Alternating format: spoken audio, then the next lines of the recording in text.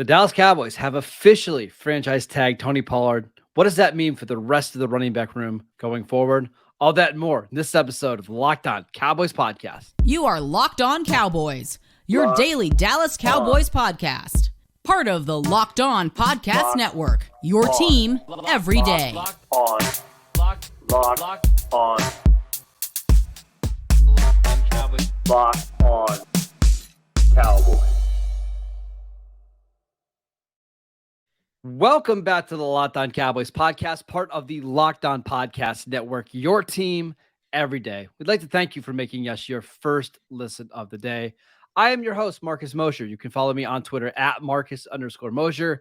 He is Landon McCool. Check him out on Twitter at McCoolBCB. Landon, we have the NFL Combine this weekend. A lot of news coming out of that. Plus, we've got some actual Dallas Cowboys news. How you doing today, sir? I'm doing well. Let's not waste any time because we got quite a packed show, to be honest. So let's hop right into the Tony Pollard news. Yeah, so the Cowboys have officially franchise tagged Tony Pollard. The franchise tag will pay him just over $10 million for the 2023 season. Just what's your initial thoughts on that tag? Yeah, I mean, it's not surprising. They clearly were working on this for a while. I know everyone's kind of got very mixed feelings. I'm sure we'll talk about running backs and money and all that stuff. But I wanted Tony Pollard back. If the franchise tag is the way to retain him until they can figure out if they're going to or what kind of long-term deal they want to figure out, I'm on board with that. So we'll see. I think that the next shoe to fall is exactly how they're going to handle the Zeke situation. I think this is a natural launching point to the conversation of, okay, well, now what happens with Zeke? So you know my general thoughts on running backs. I would have been fine with the Cowboys just moving on from everybody in this running back room and starting over. However, I understand the appeal to franchising Tony Pollard, even despite the injury, because he is one of your most explosive playmakers. Now, the question I have for you is, you mentioned a long-term deal. Do you want them to sign Pollard to a long-term deal, or are you good with him just playing on the franchise tag?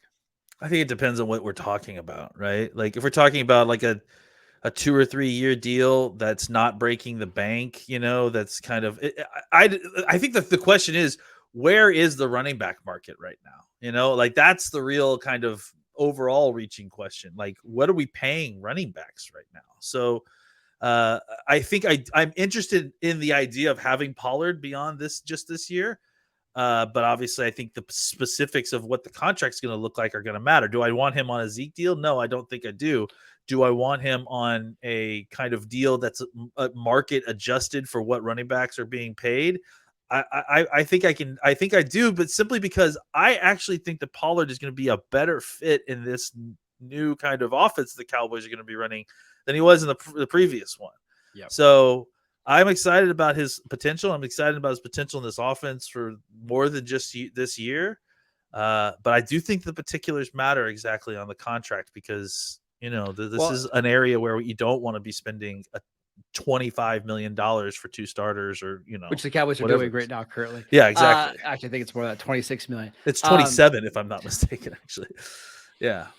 For now, but that's not going to stay. Yeah, that's so. Here's what's hard about a long-term deal for Tony Pollard is I think it gets really dangerous when you go beyond 2 years of a contract for a second contract running back, right? Sure.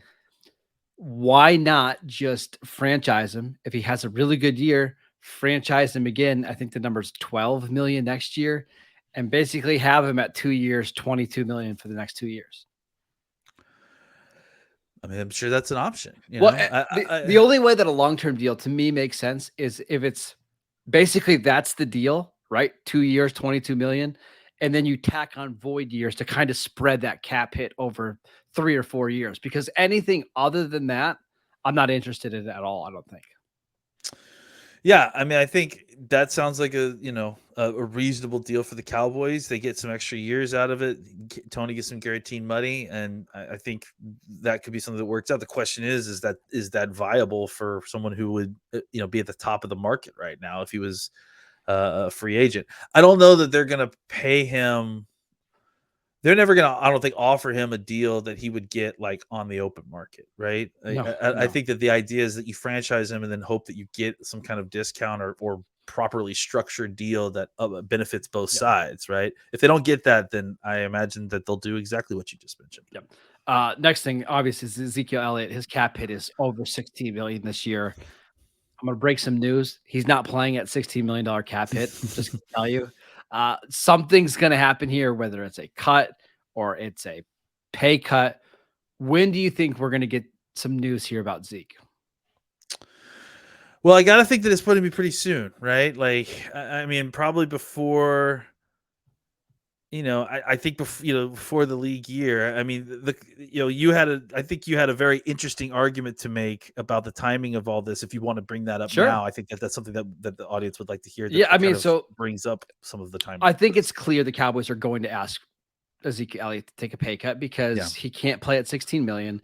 It makes actually more financial sense to have him take a pay cut than to release him outright. Like, you can get more cap savings. It's just, when do you ask Zeke, right? Because if you ask him now versus 3 weeks from now, when all the other running backs are signed up, all these other running backs get the franchise tag, there's only going to be so many destinations. So Zeke's potential money that he could get in the open market might be 1 year at $6 million now, or it might be 1 year for $2 million 3 weeks from now. So if the Cowboys wait, they could theoretically get him to take a bigger pay cut. But I don't know if they're interested in waiting either. I kind of think they want to get things done quickly as possible so they can spend that money on maybe a Donovan Wilson or maybe a Leighton Van Der Esch or somebody like that. Yeah, and I'm interested to know whether or not these conversations have already been had, between the agent and between the Jerrys. I think the fact that we're all having these conversations, it's out in the open that a pay cut is happening one way or another. The fact that Zeke knows that that's coming and wants to make a deal to stay in one way or another. The fact that we know all that means that it's obviously been discussed at some level between the ownership and Zeke's agent. I think it's coming by the weekend. It's coming. If I had to guess. Either this week, maybe next week, I imagine, because I just don't anticipate. This is a very smart, kind of timing thing in order to maximize leverage that you've brought up. But I think that not my counter to it, but the thing I brought up was that I just don't know that they'll do that to Zeke. I think everyone has a general idea of what's happening, what's coming, and I think it's all above board. So they probably won't end up pulling something like that. Last bit of Cowboys news before we talk about the combine is that the Cowboys officially placed a second round tender on starting right tackle Terrence Steele. That'll pay him $4 million for this year. If anybody were to sign him to a deal, they would have to give the Cowboys back a second round pick.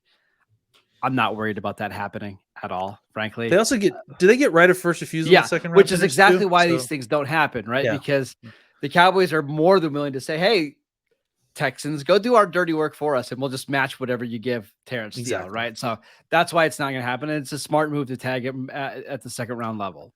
I think people get the idea that, like, all they have to do is agree to a deal that's more than that $4 million and pay Dallas a second round pick, and then they can have Terrence Steele. No, Dallas still has to approve it, basically. Yeah. They gotta decide not to counter that offer. And listen, they're more than willing to pay Terrence Steele more than that money. It's just that they know that they can get away with paying Terrence Steele this money, 100%. And no one's probably going to come after them because of what I just said, right of first refusal, and it's going to cost you a second round pick. And let's not forget, as good as he was last year, he's still an undrafted free agent tackle coming out of college who's now coming off a torn ACL and MCL. There's just not going to be a lot of interest around the league. Like, it sucks for Terrence Steele, but it's just the case. He's going to get his money at some point. But this is unfortunately the path that undrafted free agents go when they turn into superstars. They're going to have to do a bunch of cheap labor for a couple of years, and then as long as he continues to play the way he will, he's going to get a huge payday here in a couple of years. All right, let's talk about some of the biggest combine winners next. Let's do it. This episode is brought to you by Built Bar. We're getting closer to summer. We're just a couple months away, trying to get a little bit healthier as we get into beach shape. If you're on a diet and you're looking for a healthy protein bar, then you've got to try a Built Bar. What makes them so good? Well, first of all, they're covered in 100% real chocolate. They're only 130 calories and only 4 grams of protein, or 4 grams of sugar, but you get 17 grams of protein.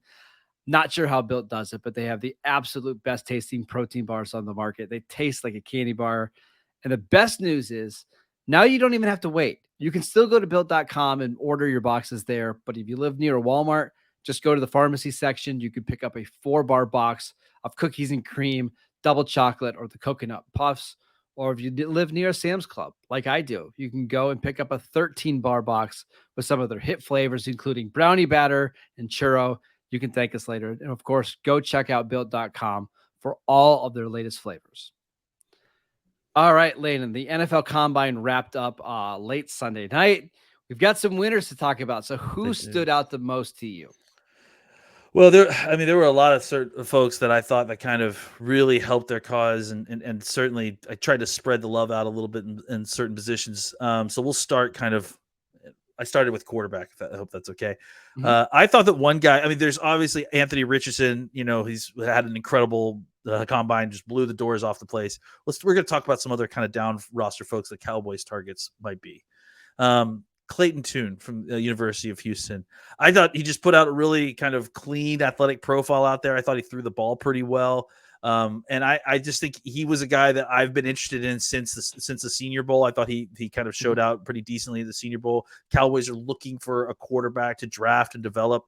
This is a guy that I feel like has some tools to work with. He's kind of similarly built to Dak, a similar athleticism. And you saw a little bit of that. He ended up running a 4.6 40 and a 3-cone of 6.89. Again, these are not numbers that make a huge difference when you're talking about a quarterback, but you're talking about a guy who can, move a little bit. He can get around. He can do some stuff in the pocket. And I think that, he came in, threw the ball well in the throwing drills, and just kind of looked like he deserved to be out there and had some athleticism on top of, being able to throw the football. I've got one for you that I want to hear your thoughts on.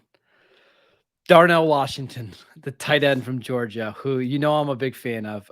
We expected that he was going to run really fast at 6'7", 270 pounds. Ran a 4.64. That part, as freaky as it is, isn't the surprising part. It's the 20-yard shuttle, 4.08, which was the fourth fastest of any player at the combine. And Landon, you just get to a point where there's just not many people in the world that are that big, that fast, and can move like that. Like, even if you don't absolutely love the tape, you got to start considering drafting him pretty high. Yeah, usually whenever you see good combine performances, there's like a moment, right, where it's like there's a cherry on top. You see it. Like, oh, Washington's great. And then he's running through the gauntlet drill, and a guy, or was it the gauntlet drill? Yeah, it was the gauntlet drill, right? And you see somebody throw off and behind him, and he jumps up, and everyone who's watching, he jumps up with his offhand and grabs the ball with one hand on the inside hand, like while twisting his body up in the air. It looked like Megatron, except he's a 270-pound tight end doing it. And you'll see that on tape sometimes. Yeah. There was a play that I saw, and I can't remember who it is against, but he's running down the seam, and he's looking over his shoulder, and the ball is thrown on the other side, and he flips his hips and makes a one-handed catch. Like, for being that big, he's not stiff. Like, he's pretty flexible. Yeah. Look, he ran a 1.57 10-yard split, so it's not even just like he's a big guy that can get the long speed going. He can get off the ball really well and move. So did you see him doing the sled drills yesterday? Yeah, just destroying it. The funny thing is that, like, I think the thing that's really stands out to me with Darnell Washington is in comparison to what we saw with the other tight ends, right? Yeah. I think that what you saw was, everyone kind of, even the other bigger tight ends that you see listed in that same kind of area, right? They didn't like Michael Mayer, for example, right? He ended up coming exactly in at the guy I was thinking about. He ended up coming in at like 6'4". I think it was like 245. Yeah, like 6'4", under 249. Yep. So this was a guy that we, like, before this were like, these guys are similarly sized, like they're both kind of jumbo tight ends. Darnell Washington's got like 3 inches on Mayer and like 25 pounds at least. So the fact that he's, showing a better athletic profile, and again, Michael Mayer's got talent that isn't measured in this combine very well, But I think just as far as physical specimens, I certainly wasn't expecting Darnell Washington to have such a broad contrast with every other tight end in this group. Which makes me wonder, like, I don't know if he will be, but should he be the first tight end drafted? Just because he's one of the few players in this class that I think helps the Cowboys in both phases of offense, right? I think he dramatically helps your run game, and he also might help your pass game pretty quickly because of how dynamic he can be down the field. Yeah, absolutely. I mean, I think he's a contested catch guy. I think that he can be a seam buster because his size and his speed. He's a matchup problem. Like, I mean, just because he's so big and physical and he can catch the ball well. And then on top of that, he's also a matchup problem because when you deploy him on the field in the Y, you're not tipping off what you're doing after the snap. Just a big fan. I was just really excited about his performance. Who are some other guys that impressed you? Well, I threw in two wide receivers that I think, again, the Cowboys targets that I liked their profile overall, maybe not, top end on everything, but Rashee Rice, I think, had a really nice, just solid combine. He's a guy that if you watch his tape, there's some inconsistencies at times. So you wanted him to go out there and show some physically dominant traits because you see it on tape sometimes and you're just wanting to confirm, is this something that's happening because of the competition? SMU plays obviously some heavy hitters, but not all the time. Right. And he came out there, ran a 4.5, which is at his size, like almost a 4.5 flat is good. It's a good speed, especially combined with that 1.49 10-yard split. I think him being over 6'1", over 200 pounds, running a 1.49 split shows you the kind of athleticism with a 41-inch vertical. That shows you exactly the kind of athlete you're expecting. He's a bigger guy, but he's got that kind of small guy athleticism. And then speaking of small guy athleticism in a big body, or not a bigger body than a small guy, Jalen Hyatt to me ran that 4.4. I think everyone was expecting him to be in that 4.3 range. And I understand that. I think he plays faster than he was running. He ran a 1.5 10-yard split, had a 40-inch vertical, 11.3 broad. That's crazy. That broad jump's nuts. And I think that shows you the kind of explosion that Jalen Hyatt plays with. It doesn't always have to show up in the 40 time, and we don't have to look at a 4.4 as a bad 40 time, which I know some people were. I think Jalen Hyatt kind of showed you the athleticism that he had, and kind of it confirmed to me that this is a guy that, there's a reason he was running past SEC defenders all year last year. For me, there was one player that I watched their combine performance and felt like, okay, I got to go back and watch the tape because this was just dramatically different than what I saw the last time I watched him. I want to talk about that player next. All right, Landon, we're talking about some of the biggest combine winners. And I actually want to talk about one of your guys, Jackson Smith and Jigba. Now, he didn't run the 40. He measured in at 6 foot 194.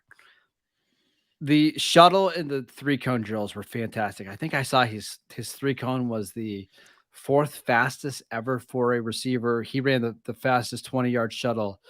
But to me, that wasn't even the most impressive part. I watched him do all the drills, and he looked awesome. And now I got to go back and watch some more of the 2021 tape because that player that I saw in Indy looked like a top 20 pick at wide receiver. Yeah, I mean, I think to me it confirmed. I mean, for me, it confirmed what I saw on tape. Right? Is that, and I sidebarred John on, during the thing. I was like, that 6'5" 3-cone. That's all over his tape. Like that's who he is. Right? He's not a blazing guy, but he changes directions even subtly, so quickly and without any wasted motion that it's hard to kind of keep up with him. So. And he's just it's one of those things where he's just so naturally good at the position that reflected in these drills, right? The gauntlet is such the point of the gauntlet, and I understand that a lot of scouts hate it or whatever. The point of the gauntlet, or coaches rather, not so much scouts. The point of the gauntlet is to reveal weakness in how naturally athletic, how much natural ball catching skill you have. That was, I mean, JSN like laughs that off. This guy has like been doing this in his sleep for his whole life. I mean, he's so good at just naturally receiving the football and then converting into a ball carrier. That was just a very revealing drill for a lot of folks. But yeah, to me, he moves and looks like a first round receiver in his ability to just kind of very naturally accelerate, change direction. You know, he didn't run a 40 for a reason. That number is going to be scary if it ever shows up, if he even ever runs a 40. I feel better though now that I know about now that we have confirmed elite agility, it's not as big of a deal if he runs a 4.61, right? It's not like he isn't an incredible athlete. He is an incredible athlete. He just may not be an incredible sprinter, you know? So I think that's what if he runs a 40, that's fine. I still see a guy that runs a 6.53 at 3 cone at 6 foot, 200 plus pounds. That's someone who can get open in the NFL. Who are some other guys that stood out to you? Moving off wide receivers a little bit, let's go one more offensive guy, and then we got to talk about defense at some point, I guess. Yeah. John Gaines, I thought he's a guard from UCLA. He ended up putting up just outrageous numbers for an offensive lineman. He's a guy that I just really want to kind of go back and watch a little bit more. He ran a 5 flat 40. And again, the key drill for offensive linemen to even keep track of, none of this stuff really matters. Broad jump helps, I think, a little bit. You can get some information there. It's 10-yard split, but the 20-yard shuttle is as we've talked about for a long time, has been the kind of indicative drill. In fact, frankly, the 20-yard shuttle for offensive linemen may be the best individual drill to try to nail down potential starters in the NFL.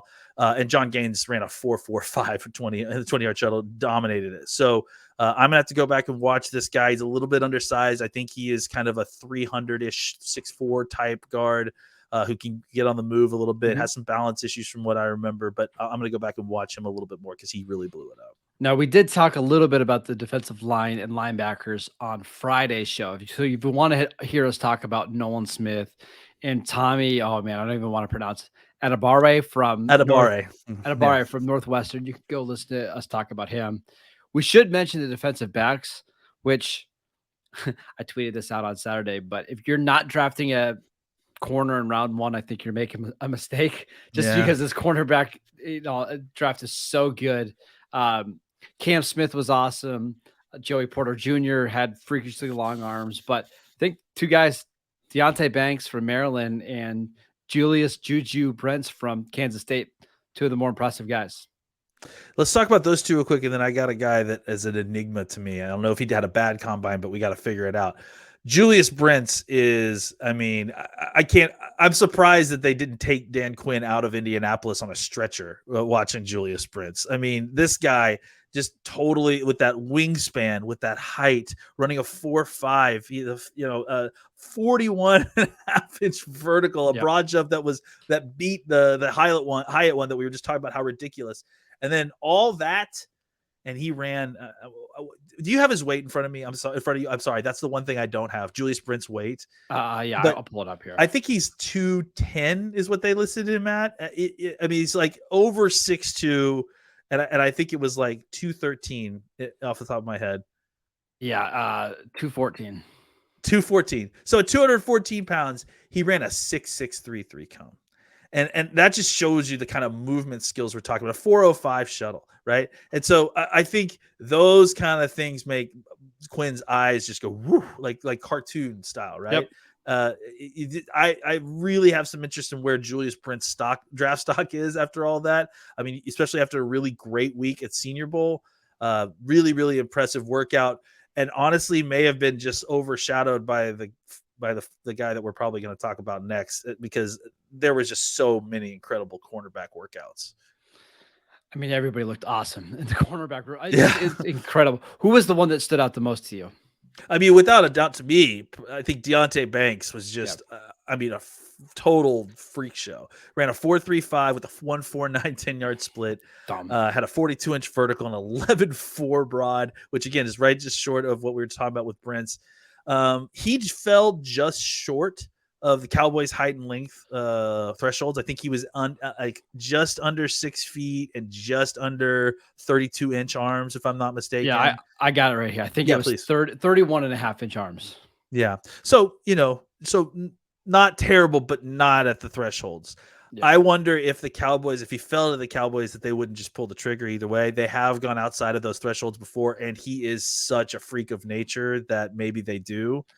And it's not like 31.5-inch arms are small. They just prefer guys with 32. Like that's still well above average. Yeah. It's a soft threshold to say the least. You know, I mean, I think that they will give you, you're more likely to get bonus points for it than to get points taken away for it, not having it. Right. Yep. So I think Deonte Banks is a guy that, I mean, I liked a little bit. We need to go back and watch a little bit more just because that combine performance was just absolutely bonkers. Before we head out, was there anybody for you that you're just disappointed in a little bit? Maybe they just didn't test poorly, but they didn't quite test as well as you were hoping for. There's a couple of guys that just had individual measurements that like really I mean, honestly, the Michael Mayer stuff, like that's was just the one a little for bit, me. That's a little surprising, right? Like I felt like he was a bigger player. He plays bigger, and I understand cutting weight to kind of, run fast, but he didn't even end up running that fast. I don't know. I mean, that was a little bit disappointing just because I thought he was bigger. And then I gotta say, and this is the guy I was just mentioning a second ago, I don't know what to do with Emmanuel Forbes, man. Like that 106. You and John and I talked about this, when their weigh-ins are going, and I just don't know what to do with a 166 pound cornerback, right? Like, what's the most he could even get to? Like, what's the most he could possibly even get to before the season starts? Like 180, 185 pounds, maybe. Maybe. And there's never been a corner drafted under 182 pounds in the first round in the history of the NFL draft. It's tough because the ball skills are ridiculous. He had 6 pick sixes in college. I think another problem, I was actually talking to my brother about this yesterday, is I wonder if you can have him and Trayvon Diggs on the field at the same time, because but for the tackling part, like we know Trayvon doesn't really want to tackle. Can a 166-pound guy like that hold up on the outside if you're running crack tosses out there and you've got guards coming to hit him? Like that's where I really wonder, like not only against like bigger receivers, but in the run game, are you going to be a factor at all? Yeah, I mean, I think the issue is a team specific issue, and I don't know that it's necessarily a team specific issue, but it's I mean, certainly what we have to look at, right? You've got a corner that you like a lot that is a ball skill guy, ball takeaway guy that already struggles at playing the run on the edge, and he doesn't have the size issue. So if you're going to put another guy opposite of it, and again, I'm not questioning Forbes's toughness or any of that stuff. It's more just 166 pounds against guys that are literally 366 pounds coming out and pulling to try to block you. So, I feel like you're going to need, some physicality on the edge at corner somewhere. And I worry about not so much the injury stuff, just physically being able to hold up in the run game. If you're sub 190 pounds, and especially if you're 25 pounds sub 190 pounds. And I think it's different if you're like 5'9", 170 pounds, but when you're 6 foot, 106, like that is real thin, and makes me nervous. But all right, that is it for the NFL Combine. My brain is just completely mushed over after that weekend, but it's always a really fun time. That's it for today's show. I want to thank you guys for making Locked On Cowboys your first listen every day. Now make your second listen the Locked On NFL Draft Show. Damian Parsons and Keith Sanchez provide in-depth coverage of the biggest NFL draft prospects with deep dives into the sleepers and the hidden gems that can change your NFL franchise. Find Locked On NFL Draft wherever you get your podcasts and on YouTube, part of the Locked On Podcast Network, your team every day. Check out the podcast on YouTube or wherever you get your podcasts. You can go follow Landon on Twitter at McCoolBCB. I'm at Marcus_Mosher. We'll see you guys next time.